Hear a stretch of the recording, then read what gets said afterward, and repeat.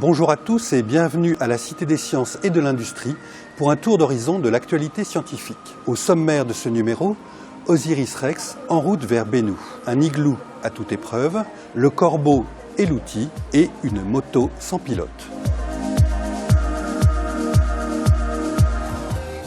Pour comprendre l'histoire du système solaire, il faut étudier les corps célestes les plus primitifs. Ce sont les astéroïdes. Une mission états-unienne vient de décoller en direction de l'astéroïde Bennu. La sonde Osiris-Rex, lancée le 8 septembre grâce à une fusée Atlas, parviendra à proximité de l'astéroïde en août 2018. Bennu est un astéroïde d'un peu moins de 600 mètres de diamètre, dont l'orbite coupe celle de la Terre. La mission de la sonde Osiris consistera à rejoindre l'astéroïde et à s'en approcher suffisamment pour prélever des échantillons du sol. Le contact est prévu pour le mois de juillet 2020. La poussière recueillie sera transférée dans une capsule de retour étanche. Si la manœuvre réussit, Osiris entamera alors son voyage de retour vers la Terre et la capsule devrait être récupérée en septembre 2023 dans le désert de l'Utah. Cette expérience rappelle ce qu'avait réalisé le Japon avec la sonde Hayabusa. Mais Osiris-Rex devrait rapporter plusieurs centaines de grammes de poussière contre quelques microgrammes pour la sonde japonaise. La maison du futur vient-elle du passé? C'est ce qu'on peut croire en regardant le projet de la Japan Dome House Corporation qui fait furieusement penser aux igloos des Inuits. Cette société s'est penchée sur la question de la reconstruction d'habitations après un séisme. Elle propose une maison en forme de dôme, modulaire et fabriquée à base de polystyrène expansé.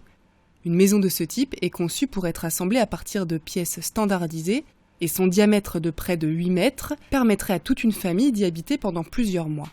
Cet igloo moderne peut être assemblé en moins d'une semaine et son prix de revient est de l'ordre de 6 000 €. D'après la société qui la commercialise, cette forme hémisphérique est la meilleure pour résister aux répliques des tremblements de terre. La maison construite avec un matériau isolant permettrait aussi de limiter les besoins en chauffage. Il n'est pas sûr que ce soit une solution idéale pour une construction pérenne. Par contre, il se pourrait qu'on ait là une alternative aux tentes qui servent à reloger les sinistrés.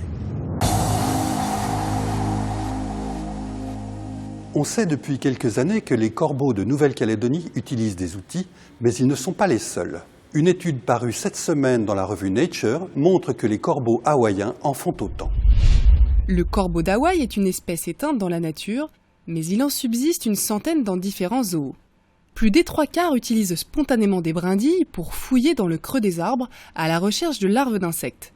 L'étude de Christian Rutz et ses collègues montre aussi que la moitié des jeunes corbeaux utilisent spontanément des outils, alors que chez les adultes, ils sont 93%. Il semble que cette capacité soit innée, car des jeunes corbeaux élevés sans contact avec les adultes utilisent autant d'outils que ceux élevés en société. Vu la distance entre les îles d'Hawaï et la Nouvelle-Calédonie, les corbeaux hawaïens n'ont pas pu apprendre de leurs cousins néo-calédoniens. Par contre, l'étude suggère que l'environnement insulaire et le plus petit nombre de prédateurs auraient incité les corbeaux à passer plus de temps au sol et à y développer l'usage d'outils. La voiture sans pilote, c'est presque banal.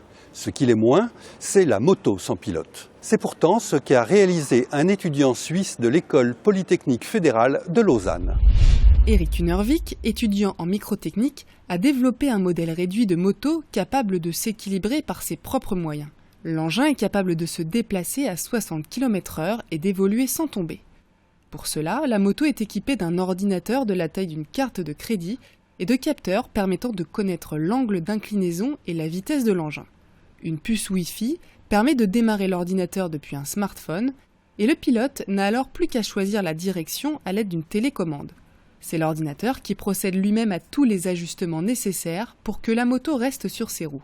Si la moto a encore besoin de son pilote, le laboratoire d'automatique de l'EPFL travaille sur des versions qui seront capables de suivre un tracé prédéterminé. L'objectif ultime étant de voir la machine faire mieux que le conducteur humain. Ce numéro est maintenant terminé. Rendez-vous la semaine prochaine pour un nouveau numéro du Journal des Sciences. En attendant, retrouvez-nous sur scienceactualité.fr, le site de la rédaction.